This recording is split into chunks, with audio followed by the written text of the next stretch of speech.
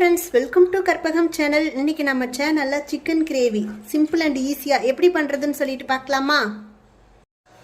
மஞ்சட்டி வச்சிருக்கேன். மஞ்சட்டி காஞ்சிருச்சு. இப்போ எண்ணெய் விட்டுக்கலாம். தேங்காய் எண்ணெய் விடுறேங்க. தேங்காய் எண்ணெயில சிக்கன் ஒருக்கா செஞ்சு பாருங்க. டேஸ்ட் சூப்பரா இருக்கும். எண்ணெய் நல்லா காஞ்சிருச்சுங்க. இப்போ வெங்காயம் போட்டுக்கலாம். 4 பெரிய வெங்காயம் கட் பண்ணி வச்சிருக்கேங்க. வெங்காயத்தை போட்டுக்கலாம். 3/4 கிலோ சிக்கனுக்குங்க. வெங்காயம் நல்லா வதக்கிக்கலாங்க. வெங்காயம் நல்லா கலர் சேஞ்ச் ஆகி வர வரைக்கும் நல்லா வதக்கிக்கலாம். வெங்காயம் பாருங்கள், இந்த அளவுக்கு நல்லா கலர் சேஞ்ச் ஆகி வர வரைக்கும் நல்லா வதக்கிக்கிங்க. அப்போ தான் எந்த குழம்பா இருந்தாலும் டேஸ்ட்டாக இருக்கும். அது சிக்கன் நல்லா டேஸ்ட்டாக இருக்கும். இப்போ நம்ம இதில் சிக்கன் போட்டுக்கலாங்க. 3/4 கிலோ சிக்கன் நல்லா வாஷ் பண்ணி வச்சுருக்கேன். சிக்கனை போட்டுக்கலாம்.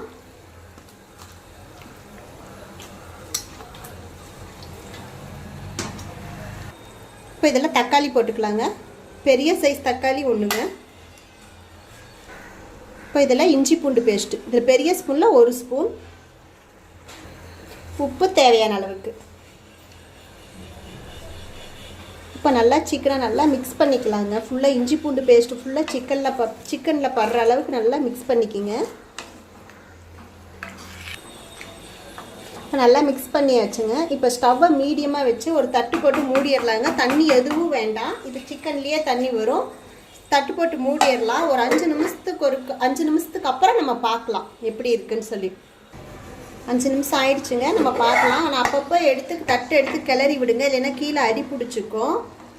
பாருங்கள், நம்ம தக்காளிலாம் நல்லா கரைஞ்சிருச்சு. சிக்கனும் பாருங்கள் லைட்டாக வெந்த மாதிரி இருக்குது, அரைவேக்காடு. இப்போ நம்ம தட்டு ஓப்பன்லேயே விட்டுறலாம். கொஞ்சம் இந்த தண்ணியெலாம் வத்துட்டுங்க. அதுக்கப்புறம் நம்ம சிக்கன் மசாலா போட்டுக்கலாம்.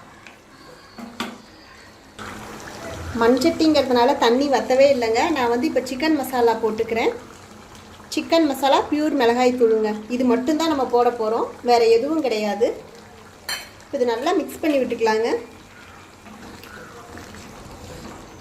நல்லா மிக்ஸ் பண்ணிக்கிட்டு இப்போ தண்ணி ஊற்றிக்கலாங்க. உங்கள் கிரேவி எந்த அளவுக்கு வேணுமோ அந்த அளவுக்கு தண்ணி ஊற்றிக்கிங்க. நான் கொஞ்சமாக தண்ணி ஊற்றிக்கிறேன், ஏன்னா ஆல்ரெடி சிக்கன் இதுலேயே வெந்துருக்காங்க. இப்போ நம்ம கொஞ்சமாக தண்ணி ஊற்றினா போதும். இது நல்லா கிளறி விட்டுட்டு தட்டு போட்டு மூடிடுங்க. அப்பப்போ எடுத்து கிளறி விடுங்க, இல்லைன்னா கீழே அடி பிடிச்சிக்கும்.